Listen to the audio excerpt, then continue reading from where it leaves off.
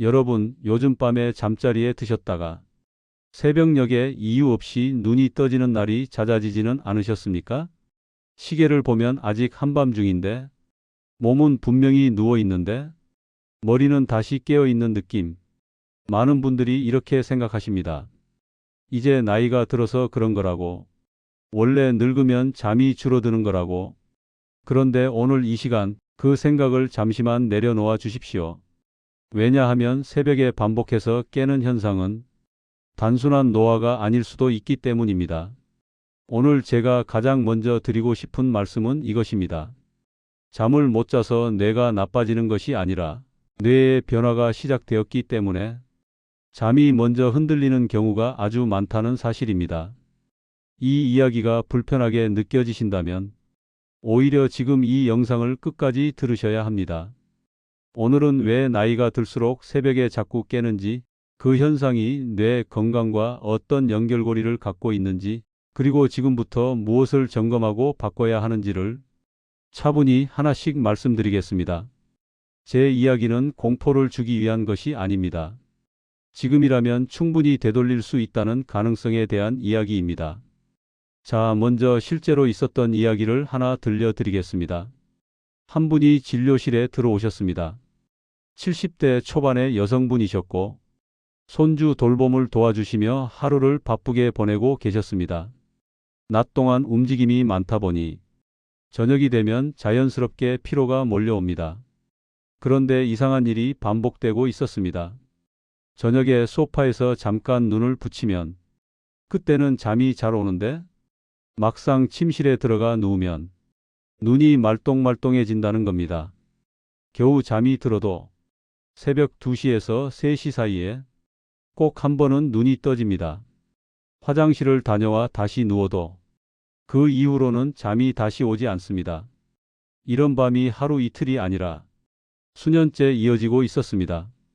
낮에는 피곤해서 잠깐 눈을 붙이고 그러면 또 그날 밤 잠은 더 흐트러지고 이 악순환이 계속되고 있었습니다.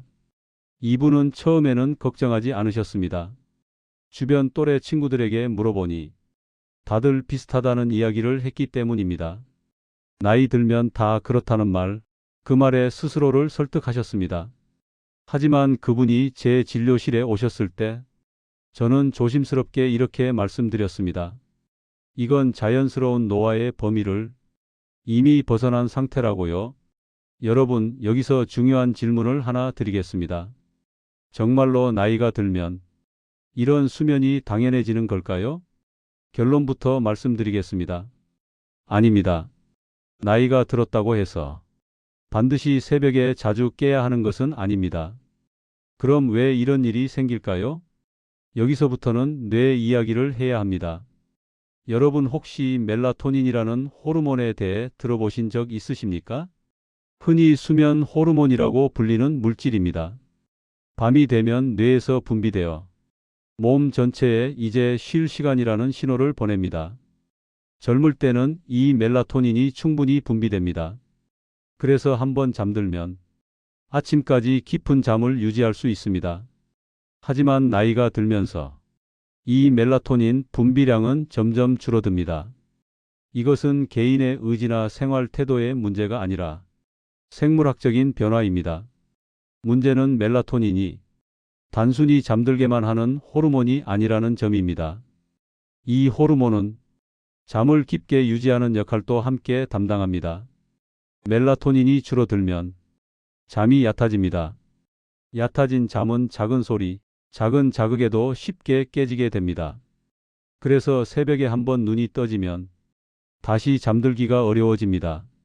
뇌가 다시 깊은 수면으로 들어갈 힘이 부족해졌기 때문입니다. 이때부터 머릿속이 바빠집니다. 이런저런 생각이 떠오르고 괜히 걱정이 늘어나고 천장을 보며 시간을 보내게 됩니다. 여러분, 이 과정에서 많은 분들이 자신을 탓하십니다. 왜 이렇게 예민해졌을까? 왜 잠을 못 자는 걸까? 하지만 분명히 말씀드리겠습니다. 이건 성격 문제가 아닙니다. 의지의 문제도 아닙니다. 뇌에서 보내는 신호의 변화입니다. 그런데 여기서 더 중요한 이야기가 시작됩니다. 잠이 깨지는 것 자체보다 그 결과가 훨씬 더 중요합니다.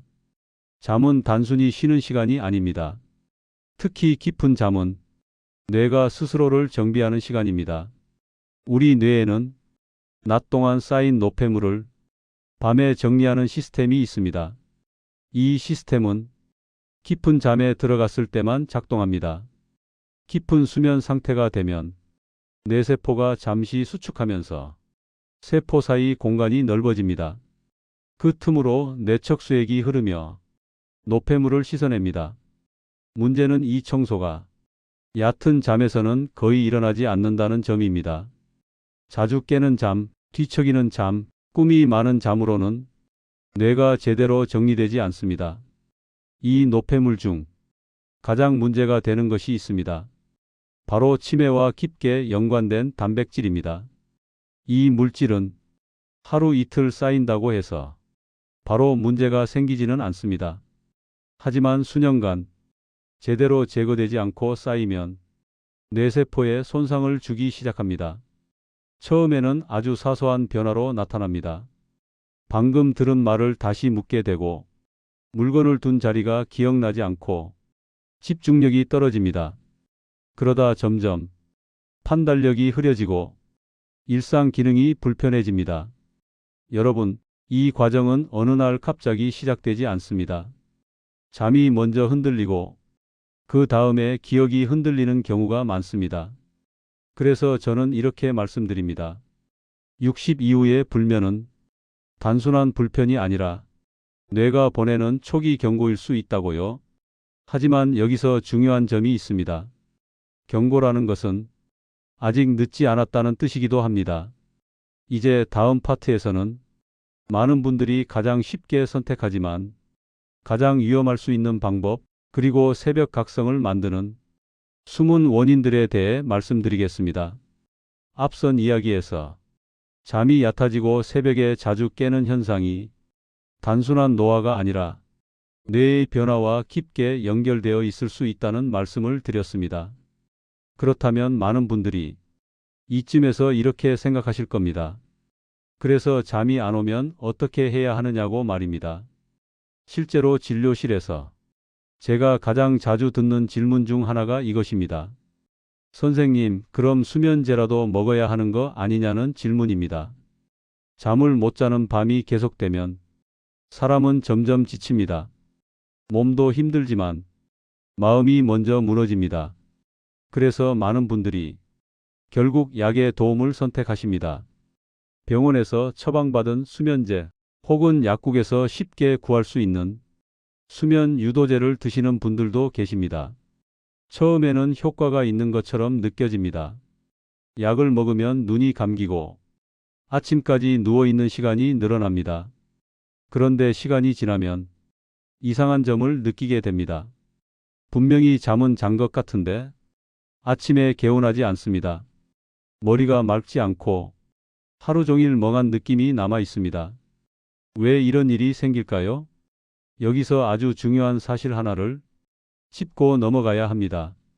수면제는 진짜 잠을 만들어주는 약이 아니라 의식을 억제하는 약에 가깝다는 점입니다. 특히 시니어분들께 자주 처방되는 계열의 수면제는 뇌를 깊은 수면 상태로 이끌기보다는 각성을 눌러버리는 방식으로 작용합니다. 겉으로 보면 눈을 감고 오래 누워 있으니 잠을 잔 것처럼 보입니다.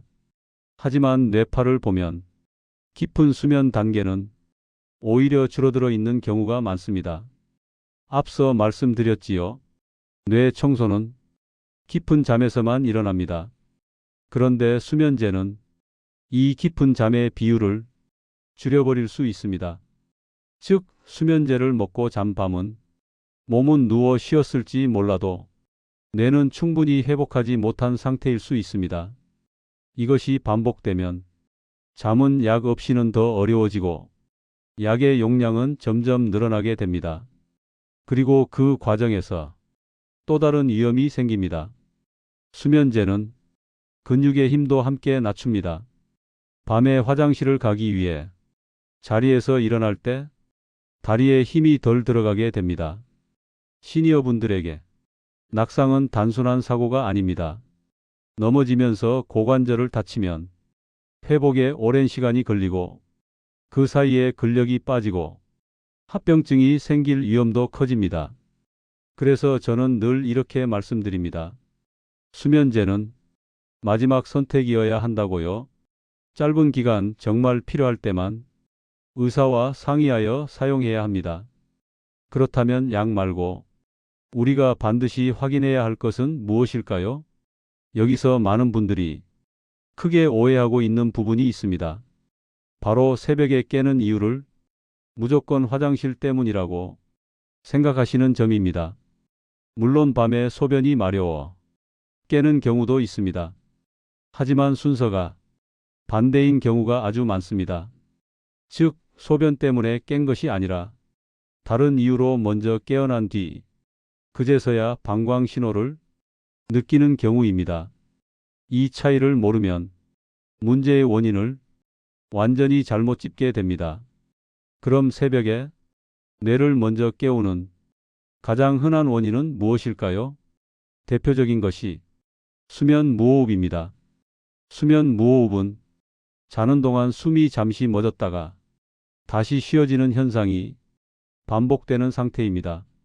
이때 뇌는 산소가 부족해지는 것을 감지하고 아주 짧게 각성합니다. 완전히 깨는 것은 아니기 때문에 본인은 기억하지 못하는 경우가 많습니다.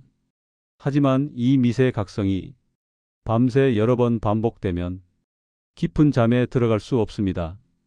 겉으로는 8시간 가까이 누워 있었을지라도 실제로는 깊은 수면이 거의 없는 상태가 됩니다.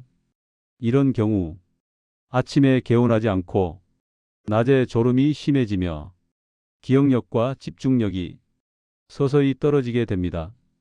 또 하나의 복병은 우리가 매일 먹는 약입니다. 고혈압 약, 심장 관련 약, 당뇨 약 중에는 수면에 영향을 주는 약들이 있습니다. 특히 일부 약은 멜라토닌 분비를 더 억제할 수 있습니다. 그래서 약을 저녁에 복용하는지 아침에 복용하는지에 따라 잠의 질이 달라지기도 합니다. 하지만 여기서 아주 중요한 점이 있습니다. 절대로 혼자 판단으로 약을 끊거나 바꾸면 안 됩니다. 반드시 주치의와 상담을 통해 복용 시간을 조정해야 합니다. 또 하나 간과하기 쉬운 원인은 영양 상태입니다. 철분 저장 상태가 낮거나 특정 비타민이 부족하면 밤에 다리가 불편해지거나 잠을 유지하는 힘이 떨어질 수 있습니다. 특히 햇빛을 쬐는 시간이 줄어든 시니어 분들께서는 이런 부분을 한 번쯤 점검해 볼 필요가 있습니다. 이제 여기까지의 이야기를 잠시 정리해 보겠습니다. 새벽에 자주 깨는 이유는 하나가 아닙니다. 호르몬 변화, 수면 무호흡, 약물 영향, 생활 습관이 겹쳐서 나타나는 경우가 많습니다. 그래서 해결도 한 가지 방법으로는 어렵습니다. 하지만 그렇다고 해서 희망이 없는 것은 아닙니다. 오히려 지금 2단계에서 생활을 조금만 조정해도 뇌와 수면은 충분히 회복력을 보일 수 있습니다. 이제 다음 파트에서는 오늘 밤부터 바로 실천할 수 있는 깊은 잠을 되찾는 방법들을 구체적으로 말씀드리겠습니다. 복잡한 준비도 특별한 기구도 필요하지 않습니다. 몸이 스스로 잠을 기억하도록 돕는 방법들입니다. 앞서 말씀드린 것처럼 잠은 의지로 되는 문제가 아닙니다. 몸이 스스로 이제 쉴 시간이라는 신호를 받아들여야 합니다. 그래서 중요한 것은 억지로 재우는 것이 아니라 잠이 오도록 환경과 신호를 다시 만들어주는 것입니다. 첫 번째로 점검하셔야 할 것은 침실의 온도입니다. 잠이 들기 위해 우리 몸은 체온을 아주 조금 낮춥니다. 이 변화가 있어야 뇌가 이제 잘 시간이구나 하고 인식합니다. 침실이 너무 따뜻하면 이 신호가 작동하지 않습니다. 그래서 이불 속에서는 편안하지만 막상 잠은 잘 오지 않는 상황이 생깁니다. 침실 온도는 조금 서늘하다고 느껴질 정도가 좋습니다. 겨울철에도 난방을 과하게 틀기보다는 이불로 체온을 유지하는 편이 잠에는 더 도움이 됩니다. 두 번째는 빛입니다. 우리 뇌는 빛에 아주 민감합니다. 작은 불빛 하나만 있어도 멜라토닌 분비가 억제될 수 있습니다. 커튼 사이로 들어오는 가로등 불빛, 전자기기의 작은 불, 이런 것들이 잠을 얕게 만듭니다. 침실은 가능한 한 어둡게 유지하십시오. 빛이 완전히 차단되기 어려운 환경이라면 눈을 가릴 수 있는 방법을 활용하셔도 좋습니다. 세 번째는 잠들기 전의 행동입니다. 많은 분들이 침대에 누운 상태에서 텔레비전을 보거나 휴대전화를 들여다보십니다. 이때 나오는 빛과 자극은 뇌를 다시 깨웁니다. 몸은 쉬고 싶은데 뇌는 낮이라고 착각하는 겁니다. 잠자리에 들기 1시간 전부터는 자극을 줄이셔야 합니다. 대신 조용한 음악, 가벼운 스트레칭, 호흡에 집중하는 시간이 도움이 됩니다. 이제 구체적인 실천법을 말씀드리겠습니다. 첫 번째는 목 뒤를 풀어주는 간단한 자극입니다. 머리와 목이 만나는 부분에는 긴장을 조절하는 신경이 모여 있습니다. 이 부위를 손으로 감싸듯 잡고 천천히 눌러 주십시오. 강하게 누를 필요는 없습니다. 지그시 누르고 천천히 풀어주는 동작을 여러 번 반복하십시오. 이 자극은 몸을 이완 상태로 전환하는 데 도움이 됩니다. 두 번째는 호흡입니다. 잠이 안 올 때 사람들은 무의식적으로 호흡이 얕아집니다. 숨이 얕아지면 몸은 긴장 상태를 유지하게 됩니다. 그래서 의식적으로 호흡을 느리게 만들어야 합니다. 코로 숨을 들이마시고 잠시 멈췄다가 입으로 천천히 내쉬는 이 단순한 과정만으로도 신경계는 안정되기 시작합니다. 처음에는 짧게 시작하셔도 됩니다. 중요한 것은 호흡에 집중하는 시간 자체입니다. 세 번째는 아침 햇빛입니다. 밤에 잠이 잘 오려면 낮에 뇌가 낮이라는 것을 분명히 인식해야 합니다. 아침에 햇빛을 받으면 뇌는 낮과 밤의 경계를 다시 설정합니다. 이 신호가 있어야 밤에 멜라토닌이 제대로 분비됩니다. 아침에 일어나 커튼을 열고 창가에서 잠시 머무르거나 짧게라도 바깥 공기를 쐬는 것만으로도 이 리듬은 회복될 수 있습니다. 네 번째는 몸의 긴장을 의도적으로 풀어주는 방법입니다. 몸은 생각보다 많은 긴장을 안고 잠자리에 듭니다. 어깨, 다리, 얼굴까지 의식하지 않아도 힘이 들어가 있습니다. 발끝부터 시작해 차례로 힘을 줬다가 천천히 풀어 보십시오. 이 과정에서 몸이 무거워지는 느낌에 집중하시면 좋습니다. 몸이 풀리면 뇌도 따라 풀립니다. 다섯 번째는 생각 정리입니다. 잠이 안 오는 밤의 상당수는 몸보다 생각이 잠을 방해합니다. 누우면 이런저런 걱정이 떠오르고 내일 할 일, 이미 지나간 일들이 머릿속을 맴돕니다. 이럴 때는 생각을 머릿속에 두지 말고 밖으로 꺼내야 합니다. 종이에 걱정되는 것, 기억해야 할 것들을 간단히 적어 보십시오. 이 행위만으로도 뇌는 이제 이건 정리되었다고 인식합니다. 그래서 마음이 가라앉습니다. 앞서 말씀드린 방법들은 하루 이틀 만에 기적처럼 효과가 나타나지는 않습니다. 왜냐하면 지금의 수면 상태는 하루 이틀 만에 만들어진 것이 아니기 때문입니다. 하지만 분명한 사실은 뇌는 회복력을 아직 가지고 있다는 점입니다. 실제로 앞서 말씀드린 그 분도 처음 며칠은 큰 변화를 느끼지 못했습니다. 그래도 포기하지 않고 생활을 조금씩 조정했습니다. 그러자 어느 순간부터 새벽에 깨는 횟수가 줄었고 다시 잠드는 시간이 짧아졌습니다. 그리고 어느 날 아침에 눈을 떴을 때 몸의 느낌이 달랐다고 말씀하셨습니다. 머리가 맑았고 하루가 덜 힘들었다고 하셨습니다. 이 변화는 잠의 시간이 늘어서가 아니라 잠의 깊이가 달라졌기 때문에 가능했던 변화입니다. 여러분께 꼭 드리고 싶은 말이 있습니다. 새벽에 자주 깬다고 해서 이미 늦은 것은 아닙니다. 오히려 지금이 가장 중요한 시점일 수 있습니다. 잠은 뇌를 보호하는 가장 기본적인 장치입니다.